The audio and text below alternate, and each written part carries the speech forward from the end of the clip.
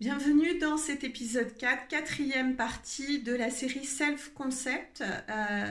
pour laquelle, là, j'ai donné le titre de « Incarner », qui va porter justement sur le fait d'incarner, c'est-à-dire agir comme si on avait déjà le résultat, agir comme si on l'était déjà, pour envoyer en fait des infos conscientes à notre subconscient, pour envoyer des nouveaux chemins neuronaux à notre cerveau pour pouvoir justement s'engager dans des nouvelles voies qui étaient jusqu'alors inconnues parce qu'elles ont pu être jugées et déclarées dangereuses par notre subconscient. Ce qui nous empêche bien sûr de vivre parfois une vie équilibrée, que ce soit sur le plan sentimental ou sur le plan de l'argent. Avec par exemple des vieilles croyances ou des vieilles programmations que si on a de l'argent on peut en mourir parce que à une certaine époque il y a des gens qui se faisaient assassiner. Voilà, il y a plein de croyances comme ça. Pareil, le fait d'être amoureux, on peut aussi mourir de la perte ou de l'abandon de son amour. Voilà, donc il y a plein de protections comme ça inconscientes qui se mettent en jeu, dont on n'a justement pas connaissance.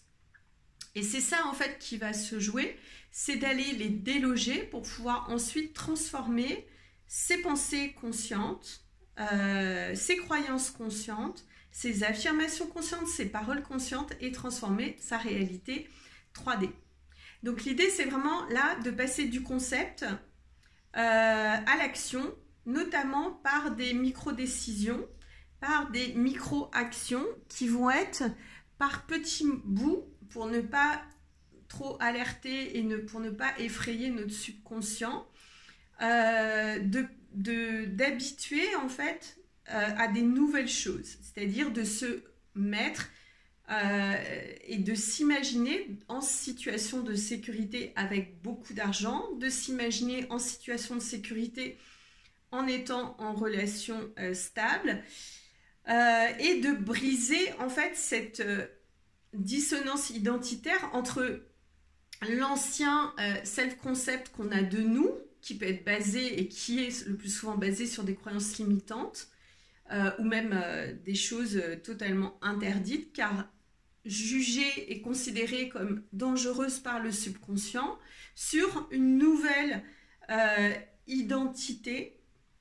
qui va nous permettre justement de vivre beaucoup plus l'abondance, de vivre plus de possibilités dans tous les domaines de notre réalité. Alors ensuite,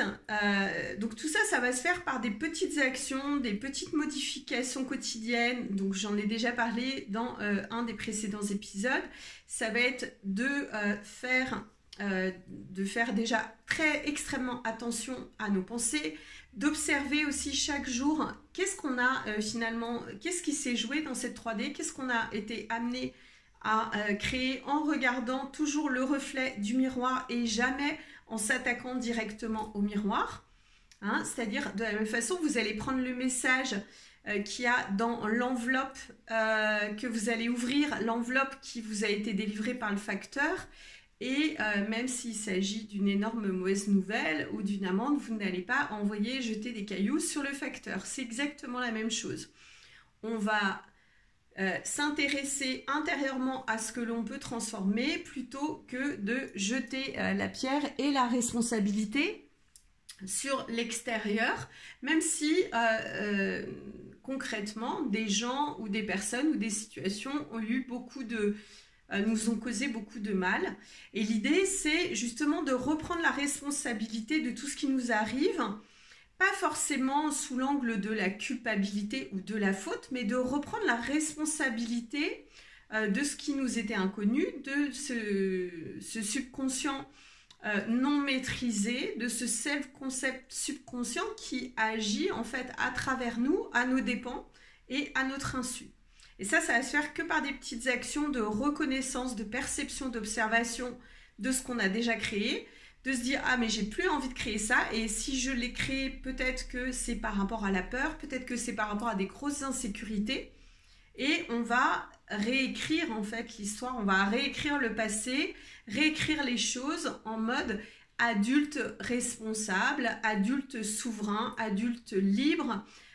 être de conscience qui est maintenant au courant et qui a la conscience des choses et qui a envie de matérialiser et de concrétiser dans sa réalité des choses totalement différentes pour son plus grand bien-être. Donc l'idée, c'est vraiment sur chaque aspect, on va dire des 7 dimensions de l'être, que ce soit originel, fréquentiel, corporel, émotionnel, conceptuel, on y est là aujourd'hui, matériel et relationnel, d'aller finalement voir toutes nos zones d'ombre, toutes nos pensées inconscientes, pour ensuite aller tout, on va dire, dissoudre, tout nettoyer, tout réécrire dans la version que l'on veut, et de façon quand même douce, de façon à ce que ce soit accepté aussi par le subconscient, qui lui, quoi qu'il arrive, va toujours faire en sorte finalement de nous protéger. Donc l'idée, c'est vraiment là de commencer à incarner cette nouvelle réalité de nous-mêmes, cette nouvelle identité de nous-mêmes dans les 7 dimensions que j'ai évoquées, qui pour l'instant et pour moi sont déjà, voilà, une fois qu'on a travaillé dans ces 7 dimensions, ça nous permet vraiment de passer à un autre état d'être, beaucoup plus conscient, beaucoup plus libre, beaucoup plus joyeux, beaucoup plus libéré et beaucoup plus souverain.